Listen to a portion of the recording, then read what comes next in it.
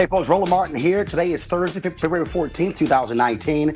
I am broadcasting live from Charlotte, North Carolina, where the NBA All-Star Game is taking place. Coming up next on Roland Martin Unfiltered, R. Kelly could be in some serious trouble. Lawyer Michael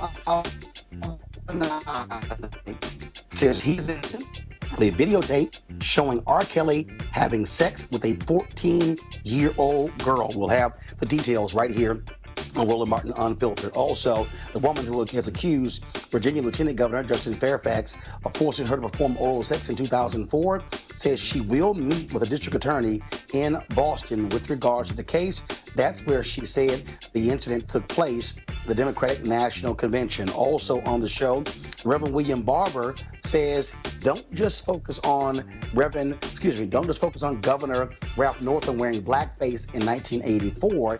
He says focus on racism in 2019. We'll have a clip for you where he talks about that. Also, an anti-lynching bill finally passes the U.S. Senate. It was sponsored by the three black United States senators, Kamala Harris of California, Cory Booker of New Jersey, and Tim Scott of South Carolina. Also on the show, a black man, an aspiring rapper, asleep in his car in California, shot by 6 police officers. Wait until he will tell you the details of this stunning case. The man is dead, and folks have lots of questions as to why he is no longer alive. Also on the show, we'll talk about a Georgia congressman in trouble for having a racist Robert E. Lee biography on display in his office. We'll share those details with you. And also, it was 1 year ago today when a number of Parkland students were gunned down at their high school in Florida. Lots have changed over the last year. We'll explain and discuss that with our panel as well. Plus, new developments in the racist and homophobic attack on actor Jussie Smollett in Chicago. Folks, we got a packed show. It's time to bring the funk from the Queen City on Roland Martin Unfiltered. Let's go.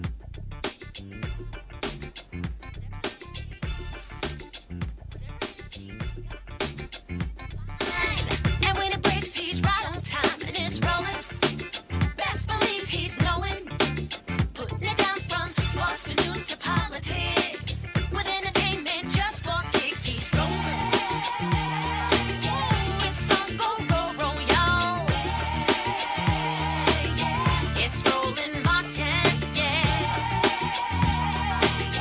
Rolling with Roland now. He's funk, he's fresh, he's real, the best, you know he's Roland Martin now.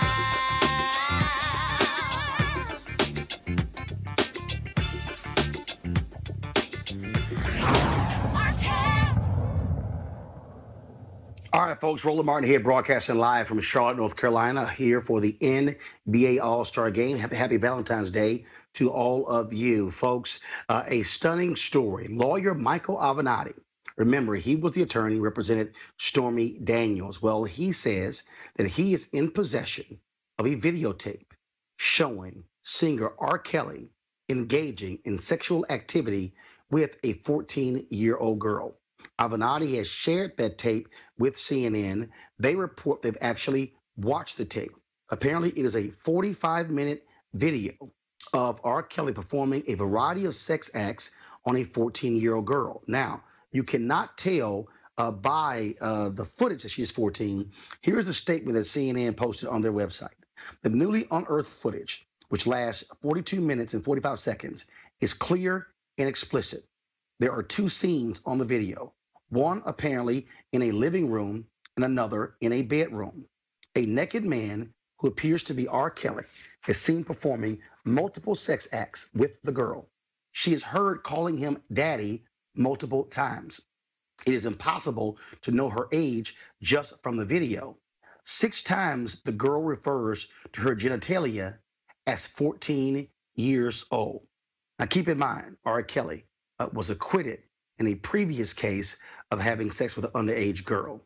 Now, that particular video was circulated all across Chicago and all across the country. In fact, when I was the editor of BlackAmericaWeb.com, that video was sent to our office, and I actually saw that video.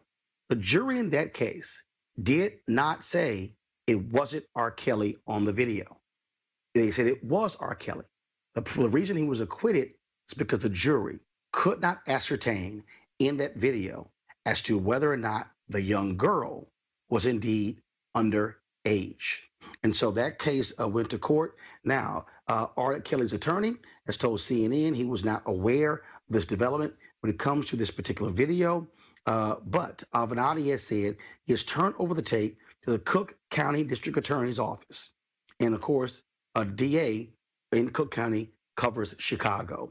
Talk about a stunning development here. I want to bring in our panel, our guest, Dr. Greg Carr, Chair, Department of Afro-American Studies at Howard University, Teresa Lundy, founder of TML Communications, and Pastor Shannon Wright, third Vice Chair, Maryland GOP. Teresa, I'll start with you. When it comes to this video, here's what we know.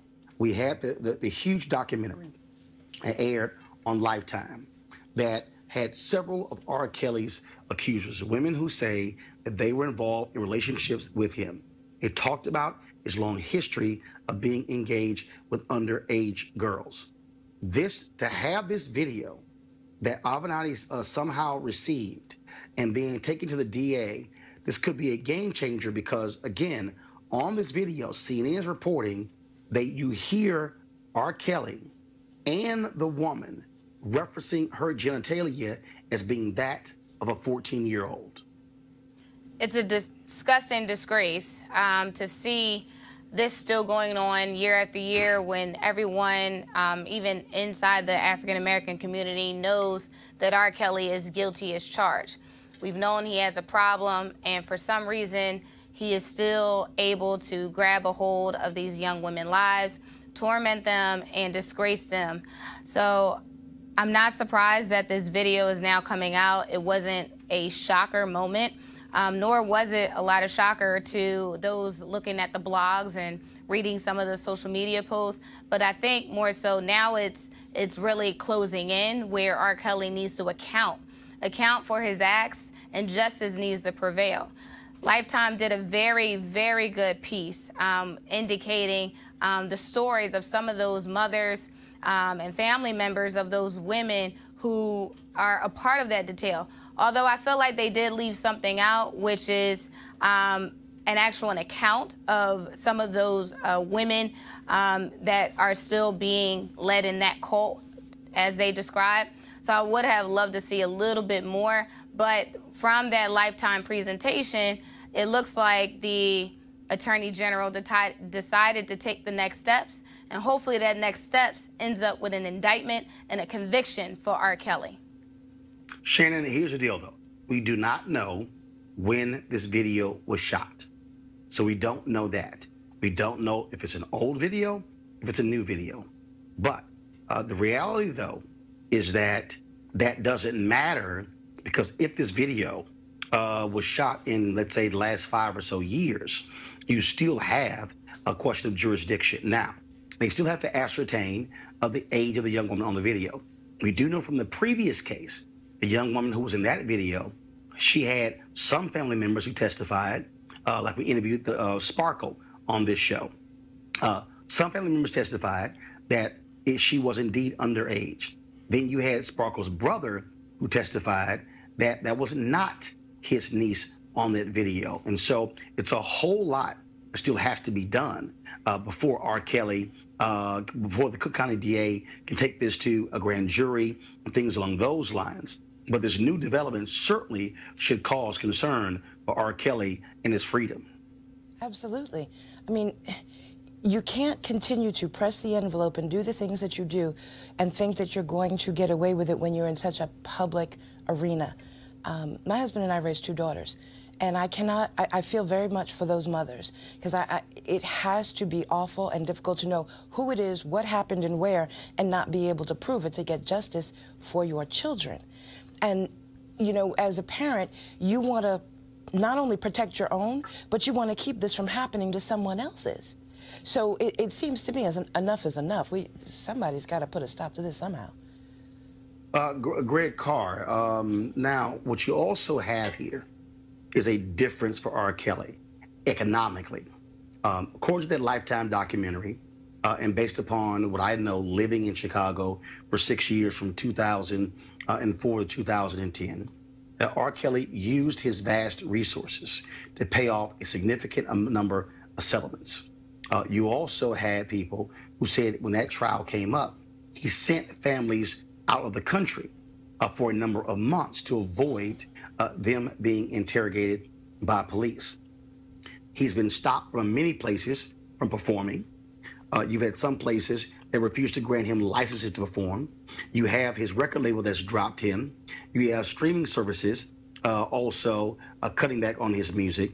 And so his financial lifeline has been impacted. And so that could also be a difference maker because he can't necessarily be able to tap the same financial resources this time that he did before. No, but I mean, Roland, as you know, we're not just talking about the United States. And now there have been a couple of countries, and at least one country, R. Kelly, has had concerts canceled. But the last I heard yesterday, his concerts in Germany may be moved to a larger venue because they've already sold out the venue he's supposed to appear in. Perhaps this becomes a Roman Polanski situation where he just simply leaves the country to evade prosecution. But one thing we know for sure, R. Kelly is not only an individual who is now facing a charge, and of course it'll be interesting to see whether Avenatti's client washes out, which of course is this man who says he's known R. Kelly and the girl for years and can kind of corroborate this evidence. But R. Kelly, the individual, is one thing. R. Kelly, symbolic of a much larger situation, is something altogether different. We're in a different time now in this country. The Me Too movement, the question of evidentiary burden speaks to a larger issue. Are we going to be a different type of society now? And R. Kelly, if he can leave this country and maybe evade prosecution, we might be faced with another question, which is how far is the reach of this movement to kind of open this society up to these types of situations? Well, first of all, you make a great point because we know that Roman Polanski, who skipped out on his rape trial in the 70s, and when the jury was deliberating, he has not returned to the United States since, even though many folks in Hollywood have continued to work for him. He won an Oscar for a movie he directed, and you've had people in Hollywood say that he should be allowed to return. And so, yeah, that's an issue. So I wouldn't be surprised if Kim Foxx, who was the Cook County DA, tries to move very quickly to potentially even keep him, trying to get his passport to keep him from being able to travel overseas. And so we certainly be watching to see how this story develops in the near future. Now let's talk about Lieutenant Governor Justin Fairfax of Virginia. We told you yesterday that Suffolk County District Attorney there in Boston, Massachusetts, says and if that Dr. Vanessa Tyson, the woman who's accused Fairfax of forcing her to have oral sex, if she will file a complaint, that the DA will be willing to investigate the case. Tyson's camp now says she plans on meeting with the district attorney. Now, again, according to her office, she's reached out to the DA to schedule a time in order for the staff to hear from Dr. Tyson. Again, the DA says that if Tyson makes a criminal complaint, her office will start an investigation. On the Washington Post reports that Tyson's lawyers did not say whether or not Tyson will file a criminal complaint. This is what we received a statement from the office of Justin Fairfax. It was reported, quote, the lieutenant governor has stated repeatedly that he has never sexually assaulted anyone ever. He has called publicly for a fair and partial investigation. He has nothing to hide. In that event, the lieutenant governor will explore all options with regard to filing his own criminal complaint in response to the filing of a false criminal complaint against him. Tyson's lawyer, Deborah Katz, called that statement, quote, a clear effort to obstruct justice. Let's go back to our panel.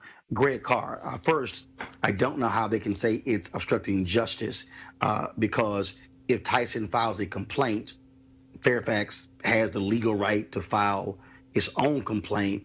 And so I understand their sentiment. That's not actually obstructing justice. But if Tyson does move forward, well, let's actually examine this from two different ways. First, if Tyson doesn't file a criminal complaint, but her lawyers have already said she wants to testify in an impeachment hearing, the question has to be asked, why would you testify or why would you go forward in an impeachment hearing but not go forward with a criminal complaint? Second point, if she does file a criminal complaint, what you now have is Fairfax.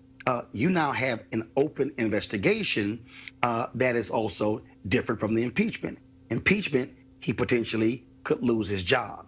A criminal complaint, he could be indicted, charged, indicted, found guilty. And so you have different things that are going on here, Greg. Absolutely. I think probably the best thing for the lieutenant governor would be, and is becoming the DA in Suffolk County, DA Rollins, a black woman, by saying, if you file a complaint, we will investigate. That is giving a measure of legitimacy, a measure of process, and something that, as you say, would be the natural course. Now, of course, Attorney Katz is doing what a zealous attorney would do. She's trying to win a battle in the court of public opinion. Justin Fairfax is fighting for his political life, but as you say, he might be fighting for his freedom. But if, as we know, if it is as he contends, that he did nothing wrong, or he did not commit this act in the way it was been described by Dr. Tyson, the best thing for him is the district attorney in Suffolk County, and we'll see how this works out. Teresa, let's play this out. Let's say Tyson files his criminal complaint. Let's say the district attorney investigate, and there's insufficient evidence to move forward. That would seem like a win for Fairfax. And then it would then call in the question that if a DA couldn't find any evidence, then how could you even go forward with any kind of impeachment hearing? Exactly. So the scenario you just laid out, Roland, I think that is the right approach.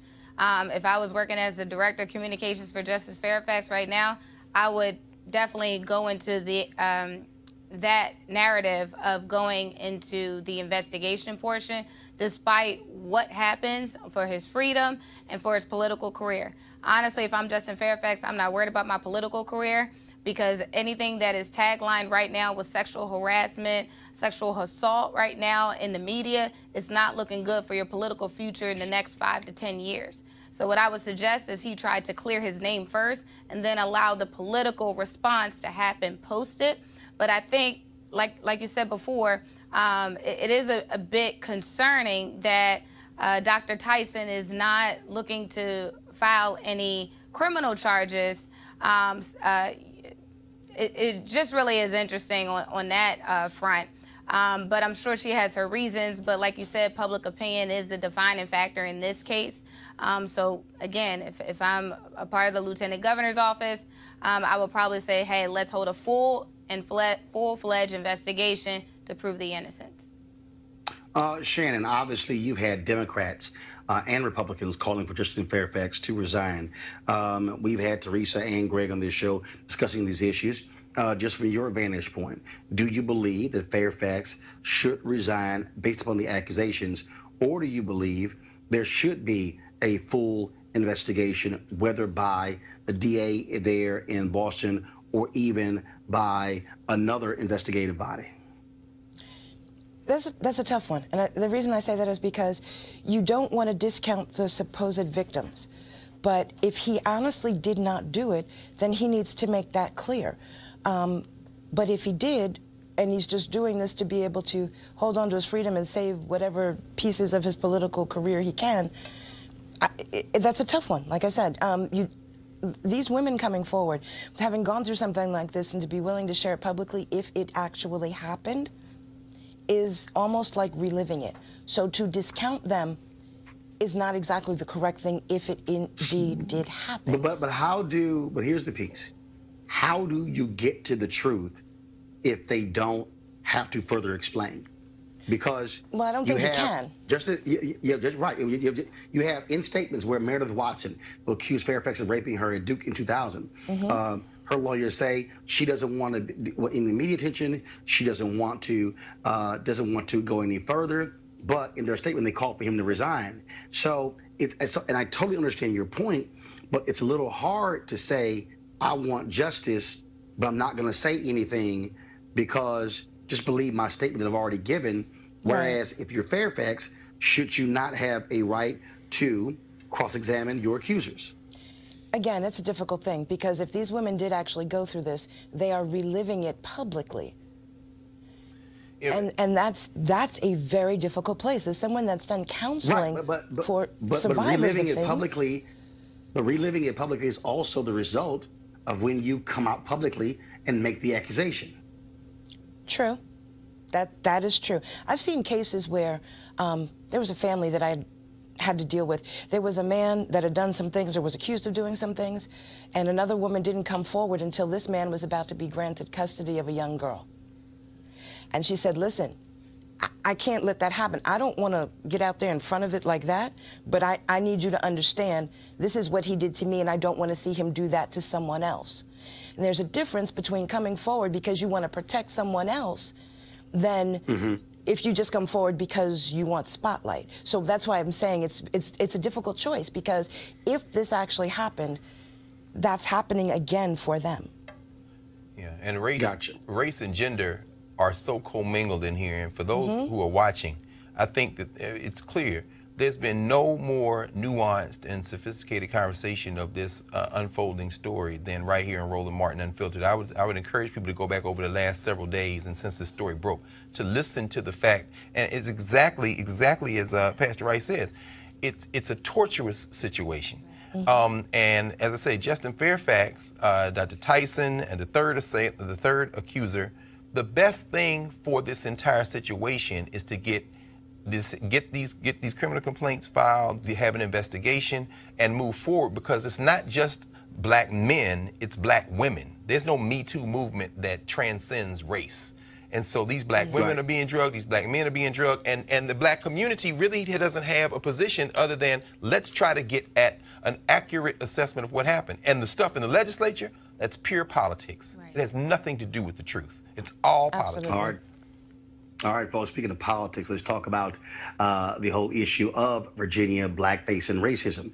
Reverend Dr. William J. Barber, of course, he's been quite vocal on this, and he appeared this morning on Morning Joe, where he said that the focus should not just be on Ralph Northam and the issue of racism in 1984. He is challenging the media and the public to contend with acts of racism and bigotry happening in 2019. Watch this, and then we'll discuss. Well, repenting in the Bible and the story of Zacchaeus, when he wanted to have salvation come, Jesus said, okay, restore what you've done. So some people said earlier, resign, resign, resign. I stepped back and said, wait a minute. Because if you resign and resign to resign, you only get to somebody who participated in racist voter suppression. So if the issue is resigning because of racism, for instance, the entire Republican legislature in North Carolina has to resign because they were found guilty in the courts of surgical racism. So let's step back a second. The repentance could be Northam doing a major speech on what racism really is, and then immediately laying out policy. For instance, he could say the Union Hill African-American community where environmental racism is happening because of the Atlantic pipeline. I'm going to no longer support that pipeline.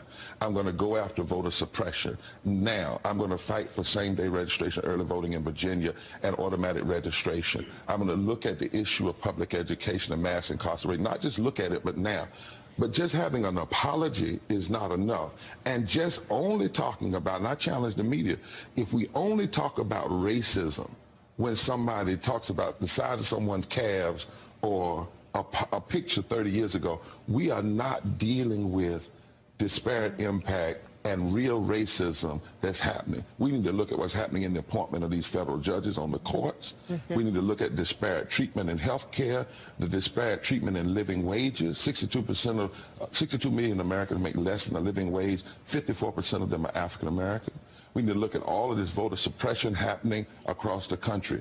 So we need to have a real serious depth focus on racism and how that ties to systemic poverty, ecological devastation as well, the war economy, militarism, and the false moral narrative of religious nationalism.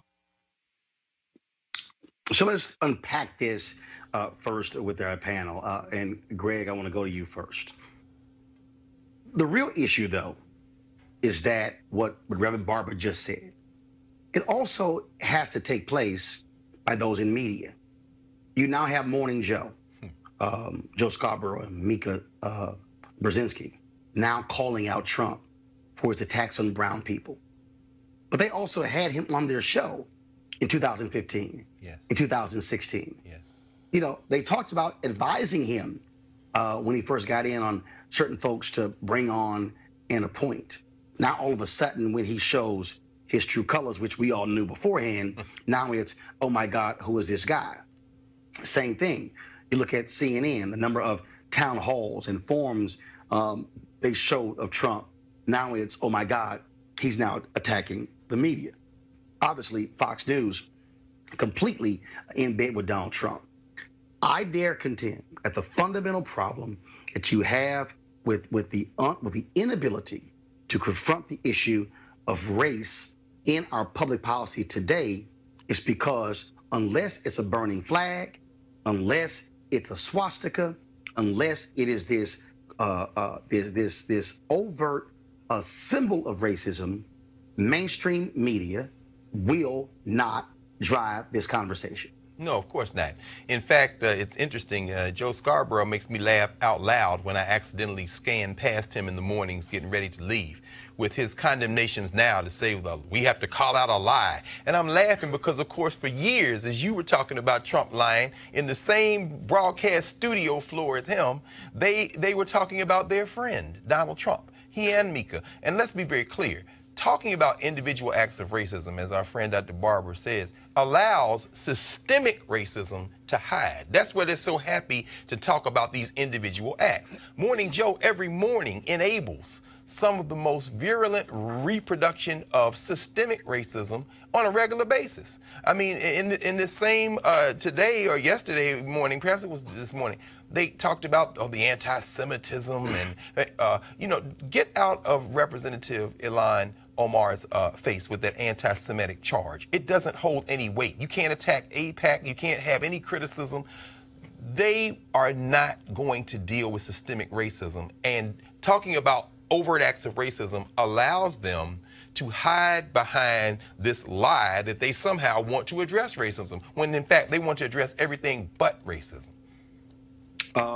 Shannon, again, this is not for me an issue of Republican or Democrat. What it is an unwillingness of people to have a real examination of these issues and how they play. If you really want to talk about education today, like for instance, we've had these debates where folks have said, "Oh my goodness, charter schools are the reason our schools are segregated today," and I'm going, "No, they were pretty segregated before charter schools, because you have to now look at neighborhoods. You now must look at income."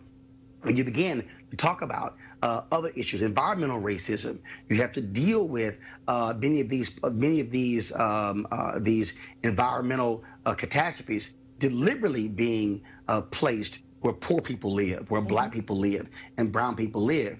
And again, I just think that the reason you do not have the substantive dialogue that is deeper than mustard on a hot dog is because you have mainstream media that is only interested in the flavor of the day, can't do two things at one time, and does not have the structural ability to be able to confront this, because the executive suites of many of these media companies are largely white men who are not concerned about these issues. Well, I don't think it's just they don't have the structure, they don't have the desire to confront it. And it really comes to that, because if you desire to do it, you will find the structure to do it. But they don't want to. And I do agree, it is not, it being racism is not confined to one party. One of the things that, for me in Maryland, is that there's a Black Republican Council. And when people say, well, what does that do? Are you, an apologist for things? No. I explain to people how to keep their toes out of their mouths. And that's how I break it down for folks. I ask you, do you like salt or sugar with that?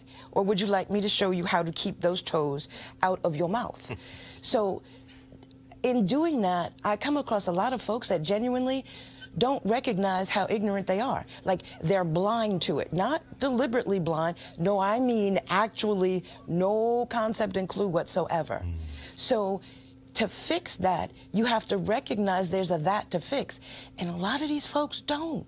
They genuinely don't see it. Oh, you're just emotional, you're just sensitive. Teresa, the point Rev Barber is making is that if you want to examine Northam, you have to say, okay, Governor, Why is it during the campaign you supported a pipeline that is going to run through and devastate a black community, just in Fairfax, the lieutenant governor, and not support that pipeline? That is a substantive issue that, again, should be addressed, but frankly, it is not one that you're likely to see discussed on any of these mainstream shows.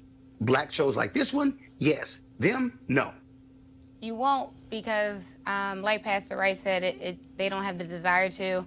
It doesn't matter. You know me, Roland, by now, I'm always going to relate something that happens mainstream locally. And so, like, with the issues that's happening, especially in Philly, that's where I'm from, and some of the union issues that's happening, especially with the police department. We just had a case the other day. 18-year-old young woman was grabbed by her hair, literally all caught on video, grabbed her by her hair and slammed to the ground. Police officers calling every other name in the book, Black B, you know, stupid HOE. Well, I guess I could say that. So, you know, I see these things, and, you know, gratefully our DA did not press charges. But what you now see is is the union either being silent about it, which tells me that leadership has to change, right? And so conveying it back to what we're talking about with Pastor Barber, he wants the same thing. He knows change that needs to happen, and he's wondering what will it take in order for the systematic change to happen. But I also think it needs to be, instead of, you know, us just putting diversity in the rooms, there has to be a whole cleaning of the behind the scenes of senior leadership who's been there for 30 and 40 years with the same mindset. Absolutely. All right, let's just go to a move that took place today in the United States Senate, where it took until 2019 for the United States Senate to formally pass a bill outlawing lynching. Over the 20th century, Congress refused to move, even when thousands of black people, including black men wearing their military uniforms, were lynched in this country. They were being blocked by Southern Dixiecrats and by racists of both parties who did not have the moral leadership to actually say that this is against the law. The three sponsors of this bill, the three black United States senators, Senator Kamala Harris, Senator Tim Scott, as well as Senator Cory Booker. You have to ask yourself the question, where were white senators all of these years in terms of sponsoring such a bill? The other thing that jumps out of this particular bill is that, first of all, it was unanimously passed by the United States Senate. And so this was what was said today on the floor. Mr. President, as if in legislative session, I ask unanimous consent that the Senate proceed to the immediate consideration of S-488 introduced earlier today. The clerk will report. S-488, a bill to amend Title 18, United States Code to specify lynching as a deprivation of civil rights and for other purposes. Is there objection to proceed to the measure? Without objection. I ask that the bill be considered read a third time. Without objection. I know of no other or further debate on the bill. If there's no further debate, questions on passage of the bill. All in favor say aye. Aye. Aye. All opposed say no. The ayes appear to have it. The ayes do have it. The bill is passed. Congratulations. Thank you. Thank you, Mr. President. And thank you to all of our colleagues. Again, there have been nearly 200 failed attempts to pass such a bill. Shannon, I'll start with you. There were some people who said, look, this is a waste of time. When's the last time we had a lynching? Let's not act as if it can't happen again. So this bill does matter. So on one side, you want to think, wow, do we have to have this bill? Like, is that still a real possibility? But on the other side, when you live in reality, you know it is. My grandfather was raised by his grandmother because his father was lynched. So I understand that these things did happen, and in a lot of cases, there are folks, I believe, that would still like it to happen. So The fact that in 2019 we're in a place where we need a law to say, no, no, no, you can't do that, is rather sad and pathetic in itself. And in fact, Teresa, there's a 2018 story where Willie Jones Jr., his family says that he was found hanging in Mississippi, and they say that he was lynched. And so you have that case. You also have a case that took place in Piedmont Park in Atlanta. What case was referred to the FBI of a man who was found hanging from a tree. And so we've had several stories like this that have taken place where you've had investigations of black men found hanging from a tree. And so, yeah, this still matters. Absolutely still matters. You know, I can't help but to still think we're, 51 days out of slavery. 51, I'm sorry, days, years out of, it feels like days, right? But yes. 51 years out of slavery. And yes, we are still having these issues, where economic disparity is happening on all levels, where young men are afraid to go to work without somebody, pulling over in the car and just shooting right in. But like you said, we're having the lynching, we're having the nooses. And, it's still, unfortunately, a conversation, a bill that, over 200 times it needed to be passed. I'm glad it's passed, but now it's really time to enforce and train and make sure, everyone knows about this bill. So I think some public awareness about it, because it wasn't getting as much conversation about it today or the week. So I think a little bit more public awareness about it will definitely put those who are considering to go back to the bad times, put them in place. Greg, we have to right wrongs of history. Yes. You've had cases where apologies were offered 100 years later. In some cases, reparations were offered. Financial settlements were actually made. And so to act as if this is not important, to me, is wrong, but it also shows you the importance of representation, because 3 black United States senators, which is the highest number we've had in the United States Senate since Reconstruction at any given time, that matters. It does. Roland, it's bittersweet, though. 1918, Leonidas Dyer introduced an anti-lynching bill, the Dyer anti-lynching bill. He was a white congressman from St. Louis, from Missouri. That bill passed the House of Representatives in 1922, but as you said, it was stymied on the Senate side by these Southern recalcitrant Democrats. It kept getting introduced, it kept getting blocked, and then in 1934, the Costigan-Wagner bill was introduced.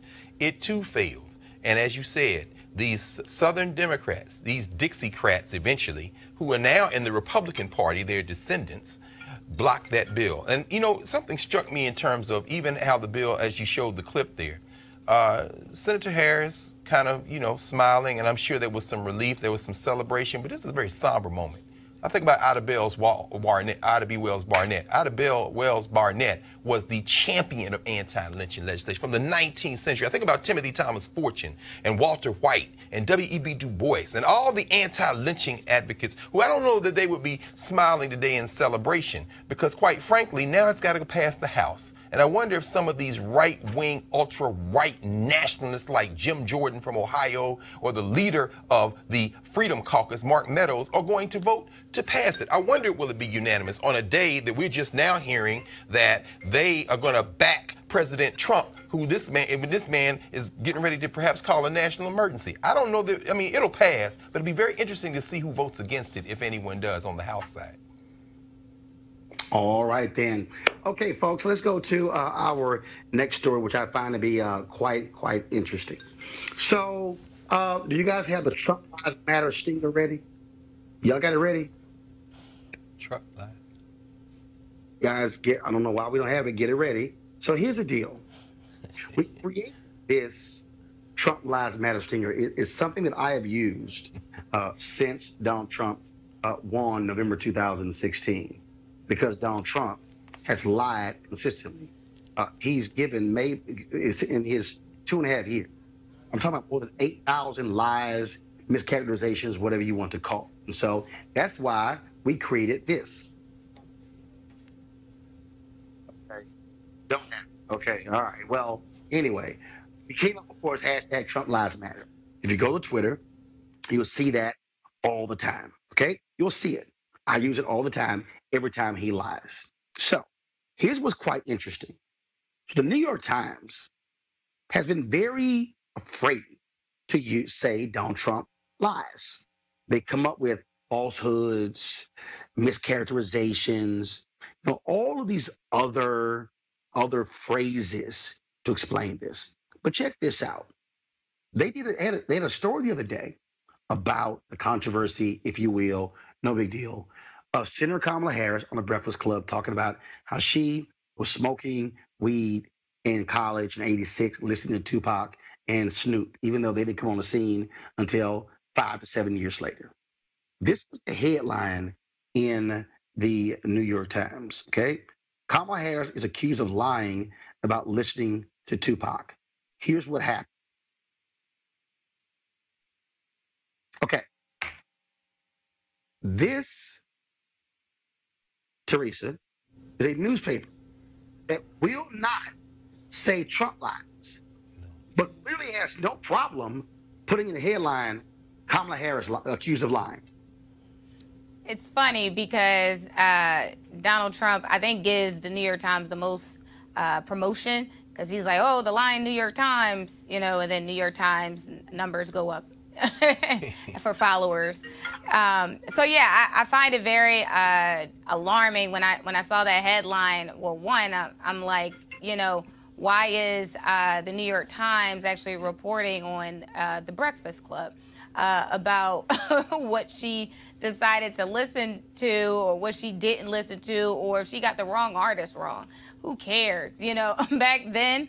But I guess as a candidate, I guess anything goes, but no, I think it's a little distasteful for the New York Times to be who they are. I would probably expect that in another publication, just not the New York Times. So they need to do better, especially with the editorial department. But it's just not right. But it is something to take notice as this campaign season begins to unravel. I mean, I don't understand, Shannon, how again, you're afraid to use it with Donald Trump. Like somehow, oh my goodness, we can't call the president of the United States lying, but we'll use it in reference to a United States senator. So, a couple things. One, there should be, and don't jump down my throat, but there should be enough respect for the office of the president that you wouldn't call the president a liar. However... But how about him not lying? However, it seems that in politics that is a part of the job description. I understand what they're saying about the discrepancies with regards to Senator Harris. Show me a politician that hasn't misquoted, quote unquote. For them to be able to say it about one and not the other, I see how that is a little bit off. It's a difficult line because there's certain things that you should do to respect the office of the president, but there are a lot of folks that say, this man is not one that fits anything that looks like a president, so it's hard to live by that. And I get it. Not sure where you go with that, but it seems like if you're not going to call this one, then you shouldn't call that one either. Greg, this really is not that hard. And again, sure, no one wants to say, oh, the president's lying, but if you're lying, I'm going to say you're lying. Well, you've been saying it all along. It's interesting to me, Roland. Like I said, years ago, when Trump began his really public run for president, the man who was a pathological liar, you began calling his lies out from day one, and then slowly. Day one? From slowly. I mean, maybe it was Lawrence O'Donnell at first, but I mean, slowly a few people put their toes in this kind of white stream commercial media, and now, of course, it's all the cachet in the world. Chris Cuomo is making a living of inviting people who should never be on the airways, like Kellyanne Conway and the Mooch, on to make these fake debates, and he wants to call them out as liars. It's cute, but in the case of the Gray Lady, to use the New York Times old nickname, an institution likes to see itself as the gold standard of print journalism. They're trying to scrap for relevance, so they're trying to get clicks. It's clickbait. So they're going to use that to characterize Kamala Harris. And in fact, while the United States is involved in an ongoing coup d'etat in Venezuela, they're worried about the Breakfast Club and whether Kamala Harris talked about smoking weed and got the year right. This is even bigger than whether they'll call her a liar and not call Trump a liar. It's about the decline of American journalism and the fact that we're now looking at a journalism profile where sometimes it's hard to distinguish between the tabloids and the papers that claim to be upholding standards of journalism. And it's really just revealing the fact that they are not, in fact, the standard. All right, folks, hold tight 1 second. Got to go to a break. We come back. We got a number of other stories for you, including a rapper shot and killed by 6 cops while sleeping in his car. This story makes no sense. Back on Roland Martin Unfiltered just a moment.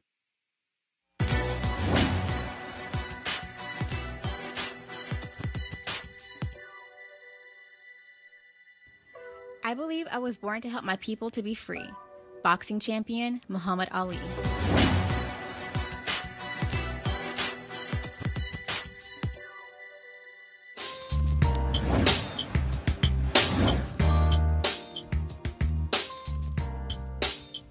All right, folks, hashtag HBCU Giving Day. Our school for the day is American Baptist College. Of course, founded in 1924 in Greg Carr's hometown of Nashville, Tennessee.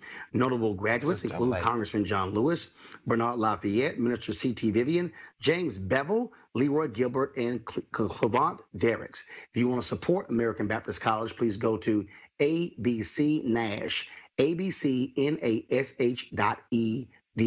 And so we certainly want you to do that. All right, folks, let's talk about HBCUs and Ford calling all HBCU alumni, students, as well as leaders. Ford is looking to improve mobility in HBCU communities, and they are offering up a $25,000 mobility challenge grant. Now, here's the winning program will receive a grant of up to $25,000 to implement their proposal.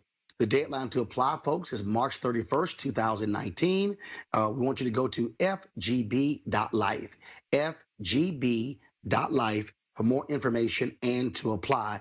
Don't forget, the deadline is March 31st, 2019, and Ford goes further in our community, and we certainly thank Ford Cares for being a partner here at Roland Martin Unfiltered and for them supporting HBCUs.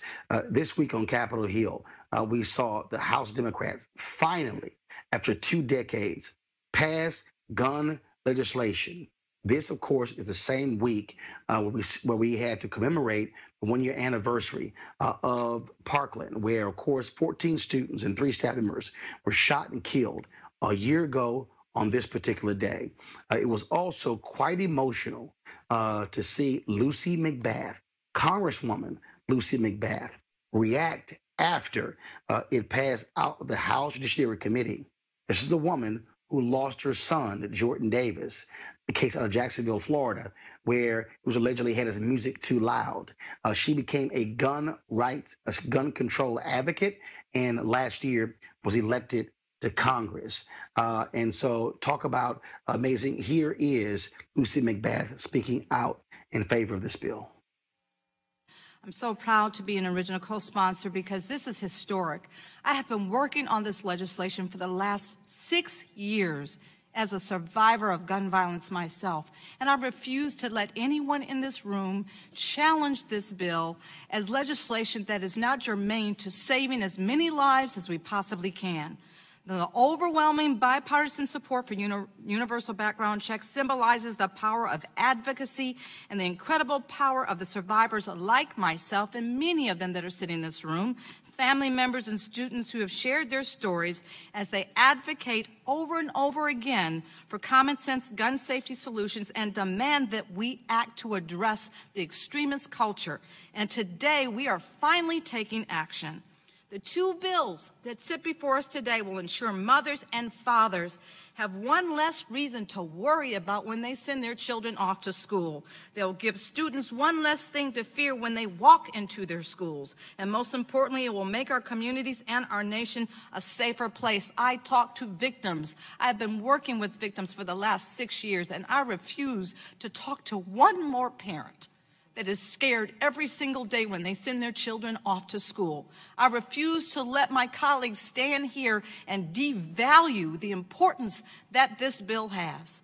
And I am so grateful to everyone in this room, and I'm so grateful to my colleagues that continue to champion for common sense legislation that will save lives. And folks, when it came time to vote, Lucy McBath said, for my son, Jordan Davis, I vote A. And so we're certainly glad to see this particular bill pass. As I said, first of all, out of committee. As I said, folks, today, the 1-year anniversary of 17 people shot and killed at Parkland High School in Florida. Those young folks who survived have become enormous spokespeople on the issue of gun control. They had a huge impact in the midterm elections, mobilizing young people to vote on this issue, challenging Republicans and Democrats when it comes to the issue of gun control. One of the folks, of course, who is a survivor is Tyra Hemans. Tyra, of course, has also been out front as well. She joins us right now. Tyra, good to talk with you again. How are you? How are you? Doing great.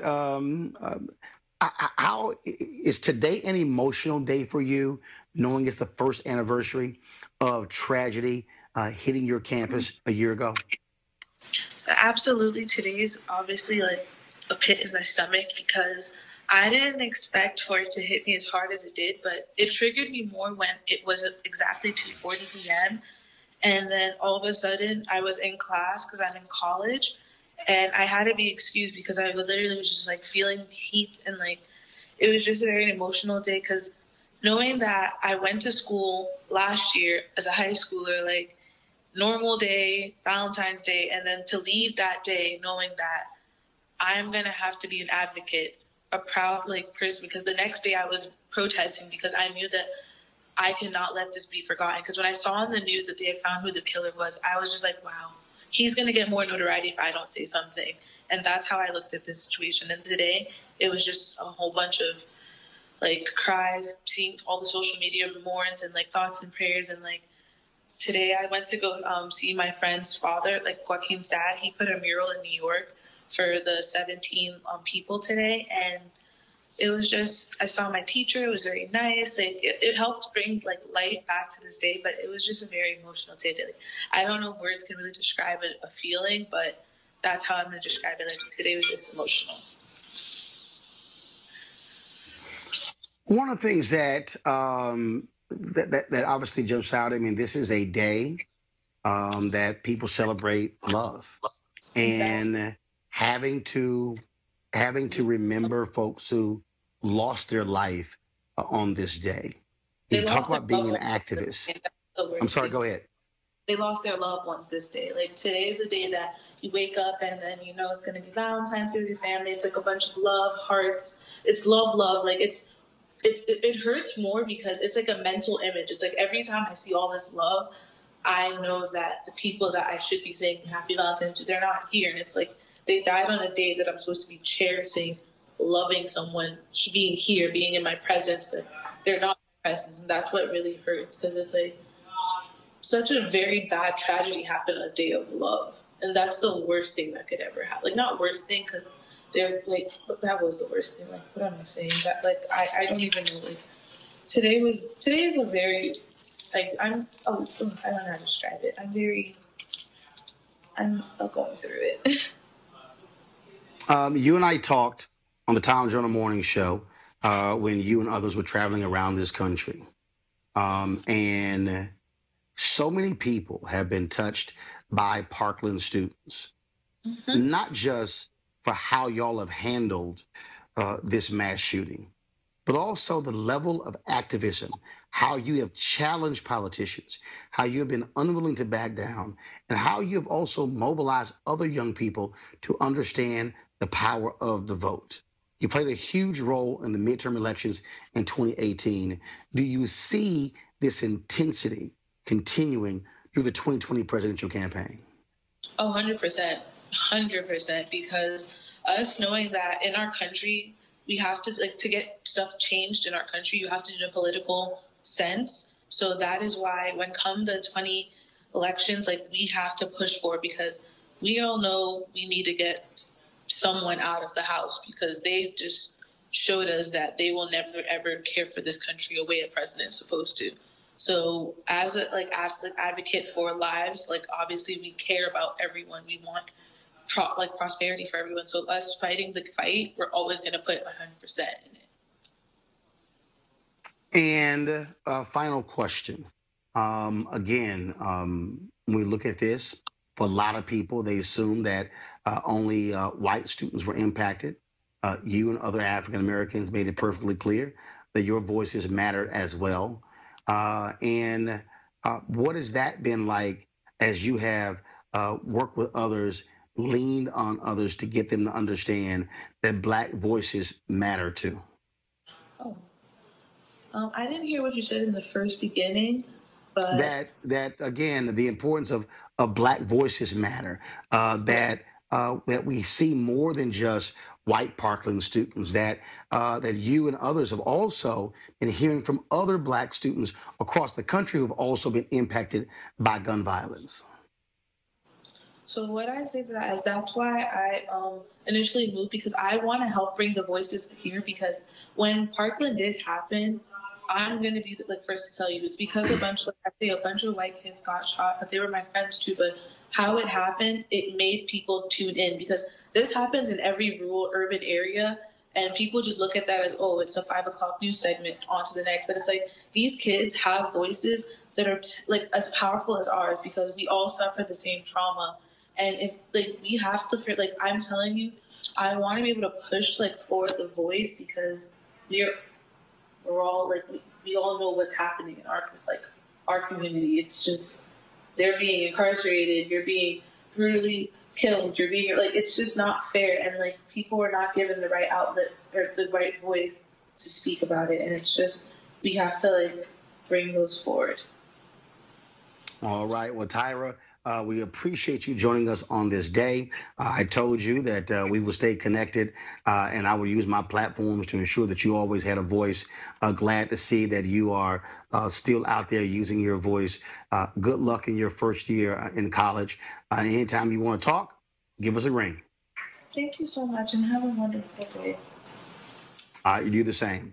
I just want to go to my panel here real quickly before I go to my next story.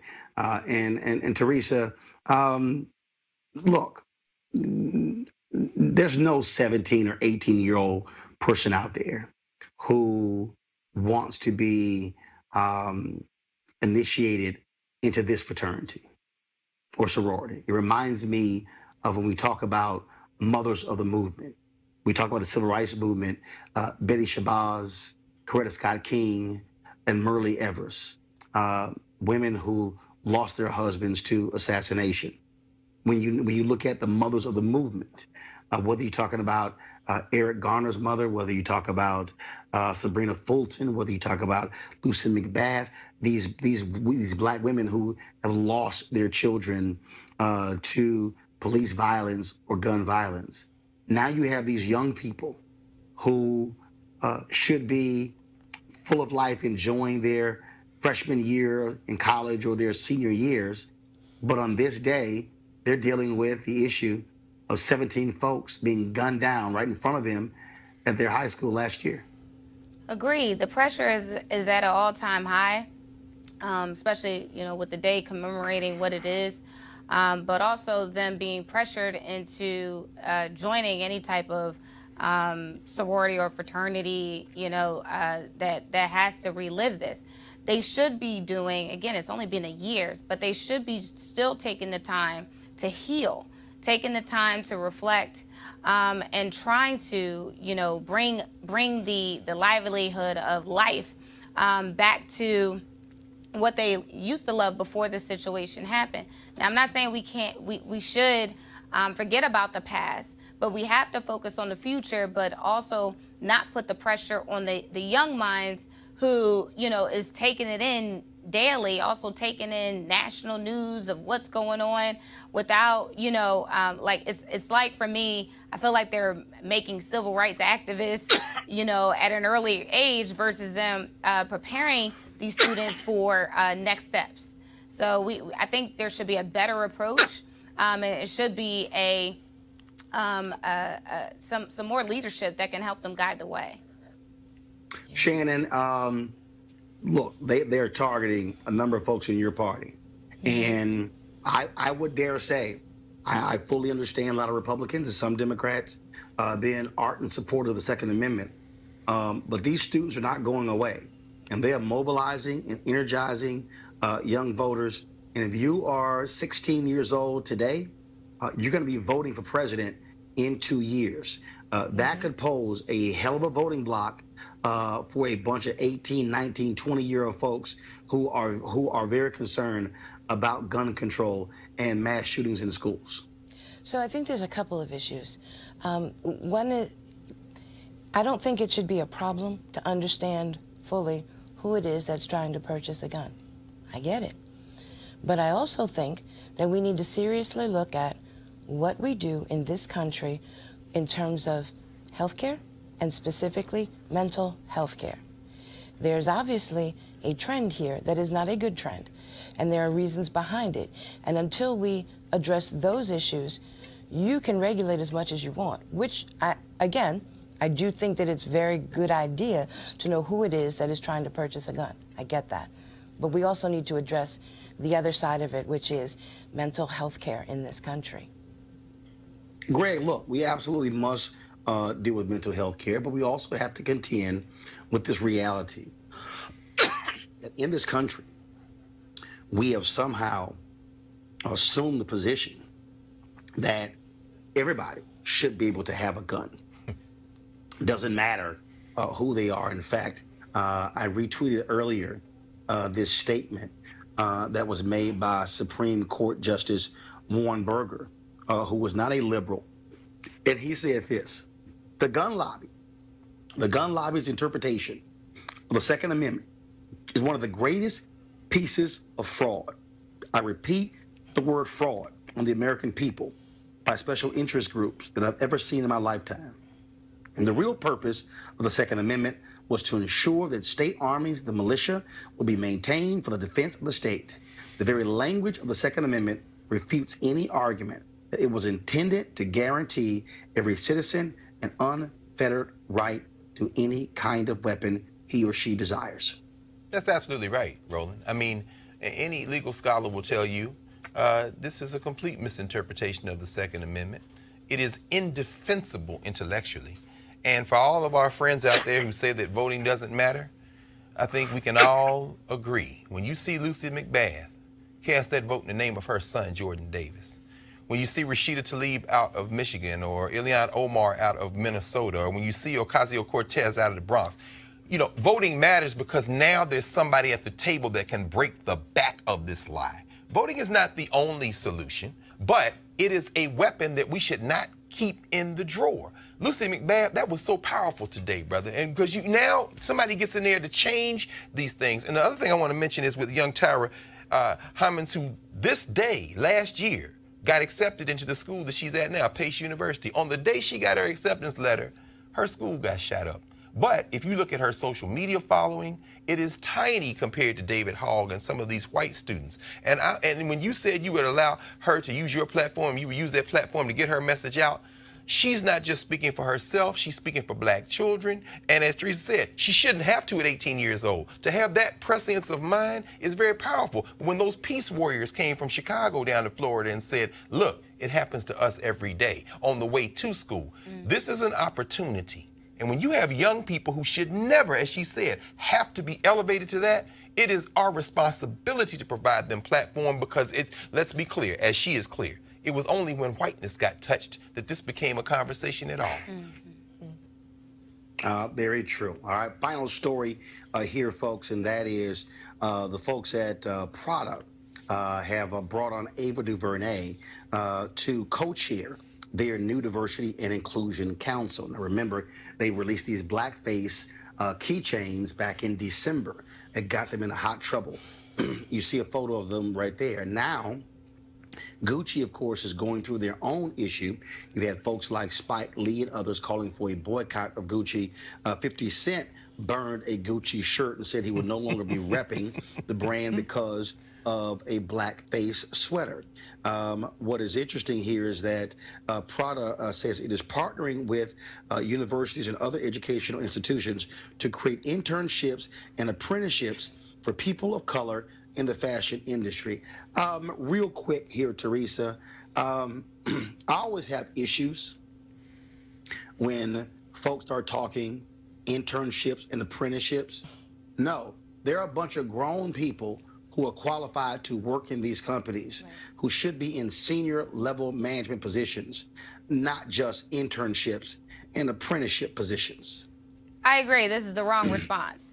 So for me, that statement that Prada just released is for me saying, come work with us for free. I will show you, and you can blog about it, and you can social media and Snapchat, and basically show that we didn't mean it. We really are open to diversity and inclusion.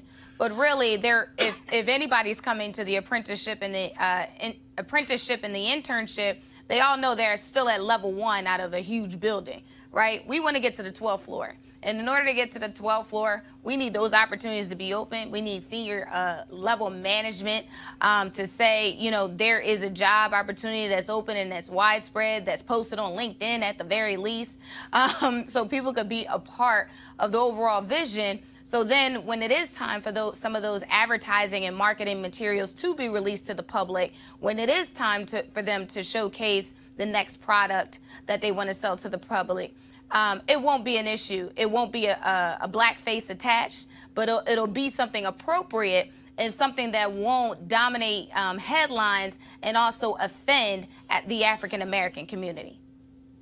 Of course, Shannon, I always get a kick out of this because folks want to run higher. We'll bring folks who are we'll bring in interns and apprenticeships that yet none of them will ever be in the room when these decisions are made. So that ain't the answer to Prada's problem.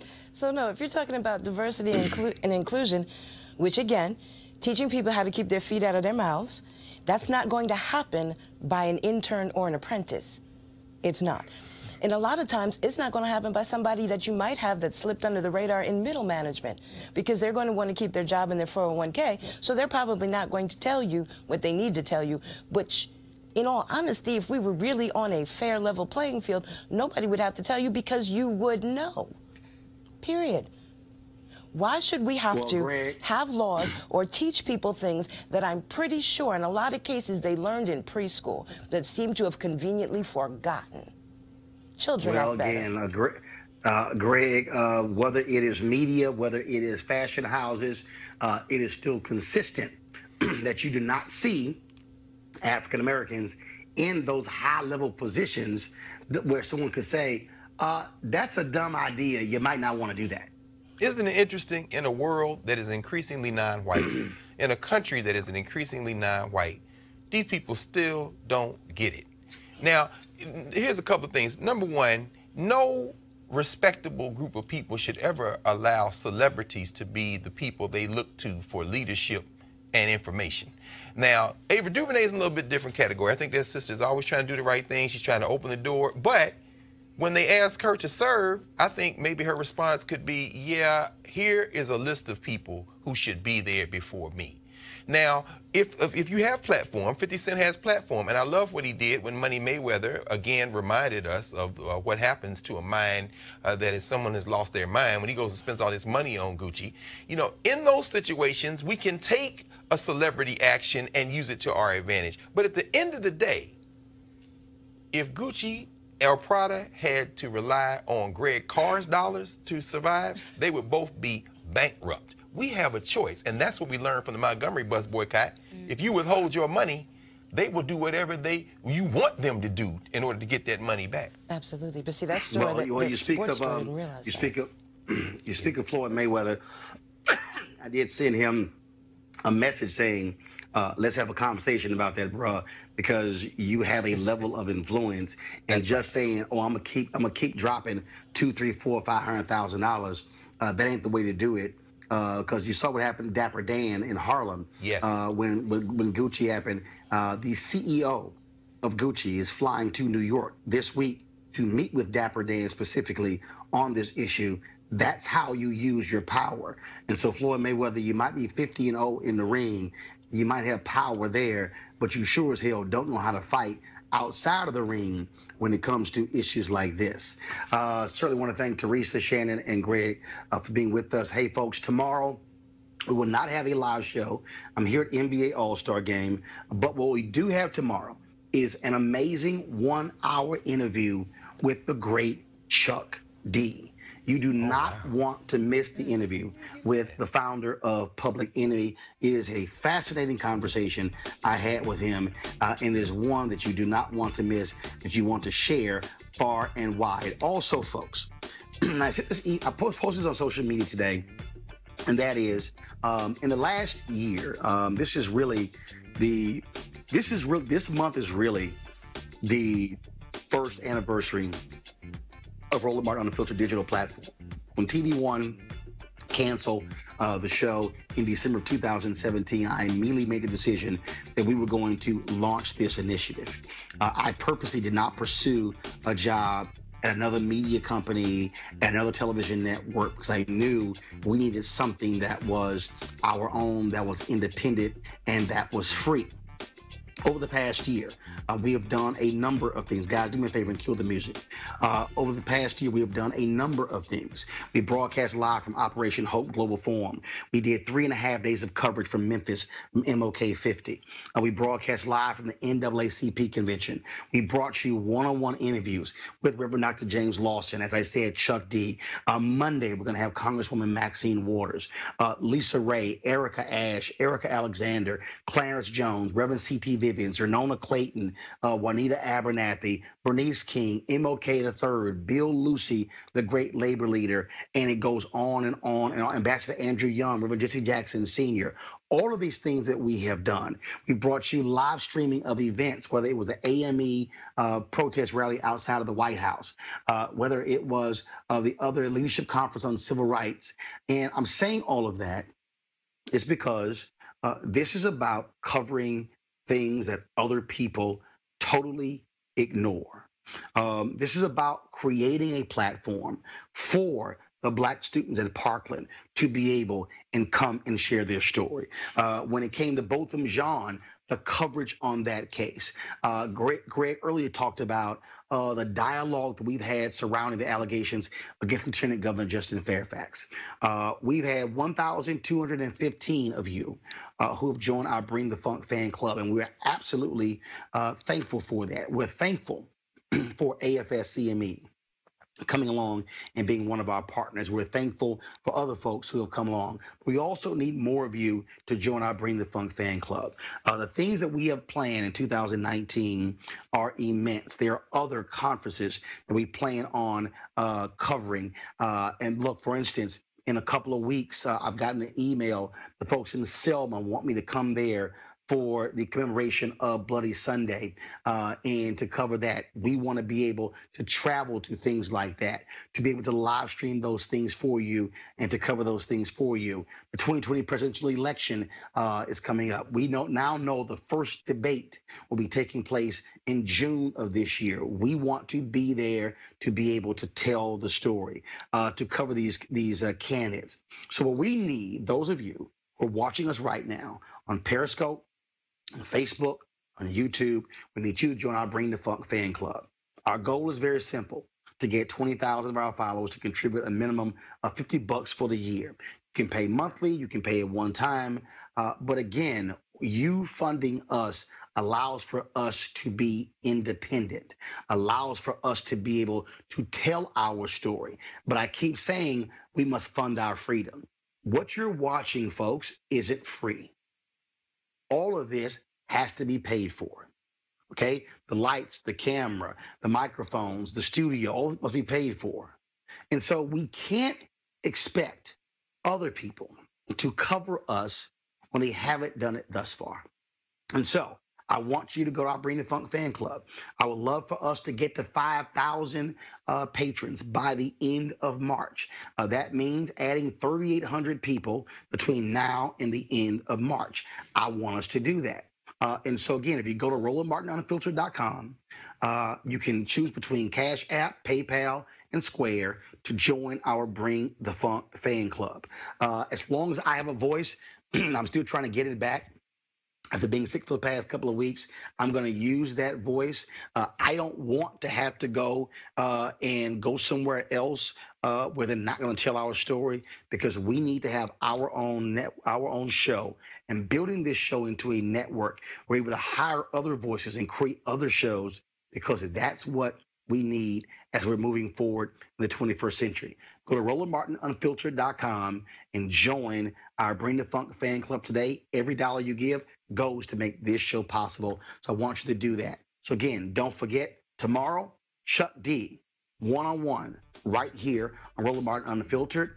On Monday, we're going to have Congresswoman Maxine Waters, one-on-one, right here. This weekend, we'll also be streaming for you the 2-hour talk I gave at William and Mary College in Virginia. Trust me, I didn't hold back there as well. And so, got all of that for you. Please support RolandMartinUnfiltered.com. Share it with your friends and your family, your frat brothers, your sorority sisters.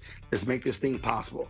All right, folks, from Charlotte, y'all have a great time. I'm going to go dinner with my wife, Jackie, for Valentine's Day, but also her birthday. Y'all have a great holla.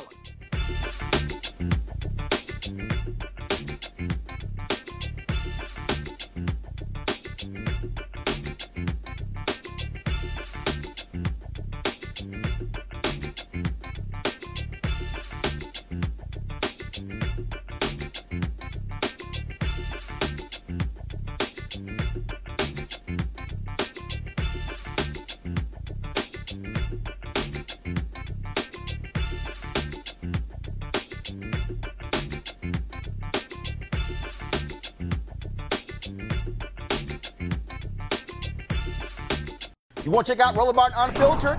YouTube.com/Roland S. Martin. And subscribe to our YouTube channel. There's only one daily digital show out here that keeps it black and keep it real. It's Roland Martin Unfiltered. See that name right there?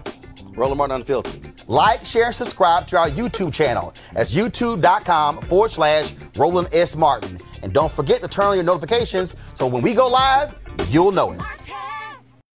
Once again, back is the incredible. To stay woke, you got to kind of work. You got to work to be woke. When somebody knows about you more than you know yourself, that's volunteer slavery. If we don't connect to the diaspora, then we'll be slaves in the United States of America, because we have to be able to understand what's coming at us. Getting you ready to recognize what you can't see. It's a get down mental foxhole you getting into, and it learns you. Find out how we got backlash. You always got to keep it like this. This is not a millennial accident. They made the gadgets God. Me as a culturalist and a historian and a musicologist says all this counts. But this is a time where you have to stock as many people up as possible to challenge the information. I think you got to understand who's on the school board, who voted for the judge that's going to lock your ass up. After the vote, now the game is on. Voting is about like washing your tail in the morning. You ain't got to do it, but don't go around saying something stink. Hey fam, want to check out Roland Martin Unfiltered? The blackest show on all of digital, cable, and broadcast. Check out our audio podcast. There's only one daily digital show out here that keeps it black and keep it real. It's Roland Martin Unfiltered. Press play. You want to support Roland Martin Unfiltered? Be sure to join our Bring the Funk fan club. Every dollar that you give to us supports our daily digital show. There's only one daily digital show out here that keeps it black and keep it real. It's Roland Martin Unfiltered. Support the Roland Martin Unfiltered daily digital show by going to RolandMartinUnfiltered.com. Our goal is to get 20,000 of our fans contributing $50 each for the whole year. You can make this possible. RolandMartinUnfiltered.com.